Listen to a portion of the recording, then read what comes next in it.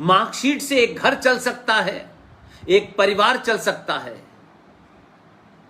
लेकिन मार्कशीट से देश नहीं चल सकता। देश सरोकारों से, परंपराओं से, आस्थाओं से चलता है। अगर यही ना होता तो आज भारत ने बहुत तरक्की की हुई है। हजारों लाखों बच्चे डिग्रियां ले लेके कोई अमेरिका, कोई ऑस्ट्रेलिया, कोई कनाडा, कोई यूके जा रहे हैं, और हम बड़ी तनख्वाह, बड़े पद को ही विकास और तरक्की समझ बैठे हैं। भारत की सनातन परंपरा यह कभी नहीं थी, क्योंकि जिस परंपरा में हम पैदा हुए हैं, जिस सनातन को हम मानते हैं, वो सृष्टि का हिस्सा है। और जब सृष्टि ने आपको बना करके पैदा किया, तो इस यूनिवर्स में सब कुछ जितना आपको चाहिए, जितनी आपकी जरूरत है, वो उतना पहले से दे दिया। लेकिन हमने जब गुरुकुल को छोड़ करके पश्चिमी सभ्यता को, पाश्चात्य संगीत को जब अपना आदर्श बनाना शुरू किया, तब क्या हुआ? तब हम अपने सरोकारों से, संस्कारों से, संस्कृति से, इतिहास से दूर होते गए। और जिनकी न संस्कृति हमें पता है, न जिनका इतिहास हमें पता है, हमने उसका अनुसरण करना शुरू कर दिया। लिहाजा इतनी तरक्की हमने की, इतना पैसा हमने कमाया कि हमारी 30-40 साल की उम्र में हमें अपने बच्चों के साथ, अपने मां बापों के साथ रहना मंजूर नहीं है, क्योंकि वो अब बुजुर्ग हो चुके हैं। अब हम उन्हें किसी तरीके से ऐसा बनाना चाहते हैं, ऐसे दिखाना चाहते हैं, मां हमारी ऐसे साड़ी पहने, पिता हमारा ऐसे बैठे, पिता को इस तरह से बात करे, क्योंकि आज के जमाने की जनरेशन के साथ में कहीं उनकी बातचीत से, कहीं उनकी वेशभूषा से, कहीं उनके किसी कहने से समाज में कहीं वो छोटे न दिखने लगे। कोई ये ना सोचे कि इनके माँ बाप कैसे गांव की तरह बात करते हैं, कैसे जमीन पे बैठ जाते हैं। इससे उनके अंदर हीन भावना पैदा होने लगी। लिहाजा उन्होंने न समाज को बदला, न अपने आप को बदला, बल्कि वो 80-80 साल के बुजुर्गों को चाहते हैं कि उनकी जरूरत के हिसाब से वो माता पिता बदल जाए। और ये ऐसा हुआ नहीं। तो आप जब मटेरियलिस्टिक होते हैं, भौतिकवाद की तरफ भागने लगते हैं, अपने सरोकारों से मुंह चुराने लगते हैं, अपनी संस्कृति को भुला देना चाहते हैं, तब ही 40 साल की उम्र में आप अपने माता पिता को एक कूड़ेदान की तरह उन्हें किसी आश्रम में छोड़ देते हैं, मिलने नहीं जाते, बताते नहीं है कि आपके मां बाप कहां हैं। विदेश चले जाते हैं तो हिंदुस्तान में घर में अकेली मां को छोड़ जाते हैं, और उनको लगता है कि $2-4 भेज दिया, बहुत काम हो गया। एक उम्र के बाद मां बाप को डॉलर नहीं चाहिए होता, पैसा नहीं चाहिए होता। जिन्होंने पूरी जिंदगी आप पे लुटा दी, आपके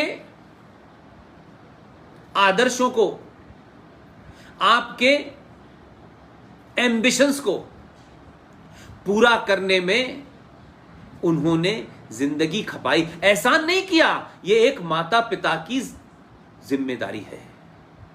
लेकिन एक औलाद की जिम्मेदारी क्या है, इसकी तरफ हमने जब वक्त आया तो हमने अपनी जिम्मेदारी नहीं निभाई।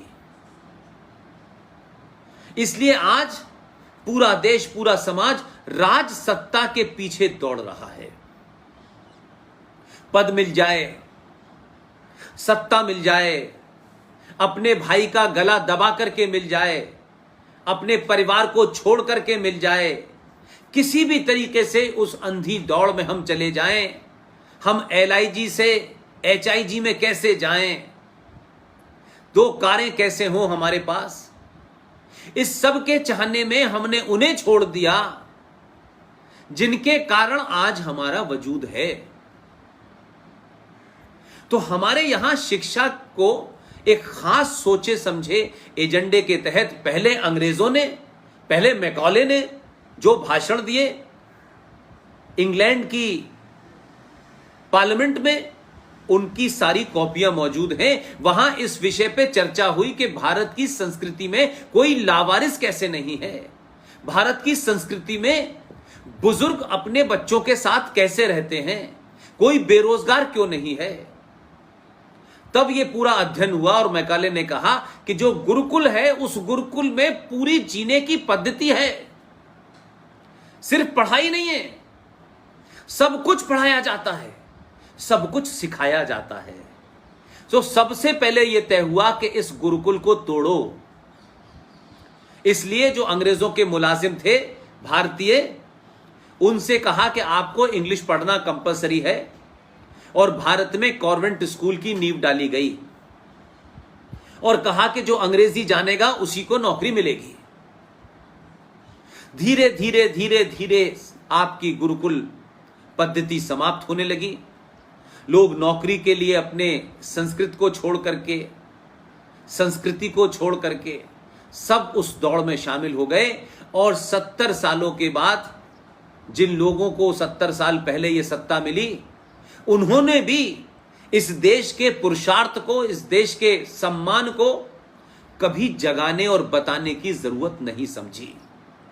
मैं मैकाले को दोष नहीं देता, मैं इस आजाद भारत में उन तमाम बच्चों से यह सवाल कहता हूं कि अपने बड़ों से पूछें, टीचर से पूछें। और एक बात ध्यान रखें, ये जो नई जनरेशन है इसे कोई डरा नहीं सकता, न धमका सकता है।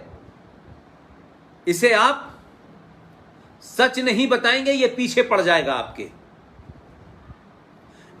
अच्छा इसी में है कि इनको सच बताइए और डरिए मत। सच बताएंगे तो जो आपका बचा कुचा जीवन है वो भी सुरक्षित होगा और इनका शरीर, इनका मन और इनका मस्तिष्क इतना ताकतवर होगा कि ये देश छोड़ के नहीं जाएंगे और इस देश को तोड़ने वालों का बड़ी ताकत के साथ मुकाबला करेंगे। इनको जितना आप धूप से बचाएंगे, लू से बचाएंगे, जाड़े से बचाएंगे, इनका शरीर मजबूत नहीं होगा। जाड़ा है तो जाड़े को भी बर्दाश्त कीजिए, गर्मी है तो गर्मी को भी बर्दाश्त कीजिए। जब वो बर्दाश्त करने की कैपेसिटी आएगी तभी इनको पता चलेगा कि 56 डिग्री टेम्परेचर क्या होता है और -5 डिग्री टेम्परेचर क्या होता है। जब इनका शरीर और इनका मन इसको बर्दाश्त करेगा तो ये कोई इनको हरा नहीं पाएगा।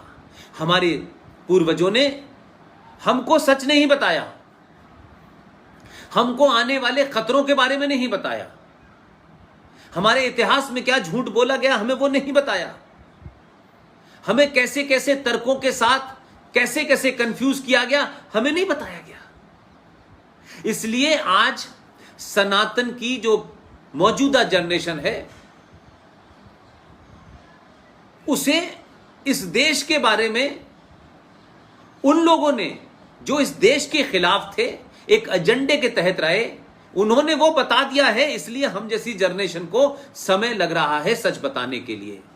मैं जब भी कभी बच्चों से बात करता हूं तो मैं पूछता हूं कि भारत के पहले शिक्षा मंत्री का पूरा नाम क्या था, वो कौन थे, किस स्कूल में पढ़े थे, किस कॉलेज में पढ़े थे, कहां से आए थे, वे अब भारत में पैदा हुए थे, भारतीय थे। किसी से पूछो तो बहुत कम लोगों को पता है। लोग पता नहीं करना चाहते। और मैं ये मानता हूं कि अगर आपके शरीर में कोई खराबी आ गई है तो उस खराबी को नजरअंदाज करने से आप स्वस्थ नहीं होंगे। उस खराबी को जानिए। अगर उसका कोई गंभीर इलाज है, कोई ऑपरेशन है, तो उसे टालने से पहले आज ही कराइए ताकि जो बचा हुआ जीवन है वो ठीक रहे। हमने 70 सालों में बीमारियों का इलाज नहीं किया। और ये सोचा कि टाल दो, कोई फर्क नहीं पड़ता है, क्या है, हमें अपना काम करना है, हमारे बच्चे पढ़ जाएं, हमें नौकरी मिल जाए, बस हमारा तो यही जिंदगी का फलसफा है। लिहाजा जब आपने बीमारियों के अपने चारों तरफ बढ़ने दिया तो वो बीमारियां जब एक बड़ी हो गई, ताकतवर हो गई, अब रेजिस्टेंस पावर उनके अंदर इतनी हो गई कि उन बीमारियों को आप नहीं खत्म कर सकते, तो अब आपको चिंता हो रही है। अगर सही समय पे सही बीमारी का इलाज किया होता, हमारे बुजुर्गों ने, हमारी सत्ता में बैठने वालों ने, हमारे मंदिरों में बैठने वाले पुजारियों ने, हमारे कथा वाचने वाले लोगों ने सही बात बताई होती, हमारे उस अध्यापक ने, हमारी मां ने, हमारे पिता ने, हमारे बड़ों ने, मोहल्ले ने, पड़ोस ने अगर हमें सच बात बताई होती, तो आज ये जनरेशन के सामने एकदम रास्ता साफ होता। लेकिन मैं इस बात से खुश हूं कि इस 21वीं सदी की इस संचार क्रांति ने आज युवाओं से सीधे तौर पे जुड़ने का एक माध्यम बना दिया है। और जब आप अपनी बात तर्कों के साथ कहते हैं तो उनकी समझ में आती है और वो उठ के खड़े हो जाते हैं।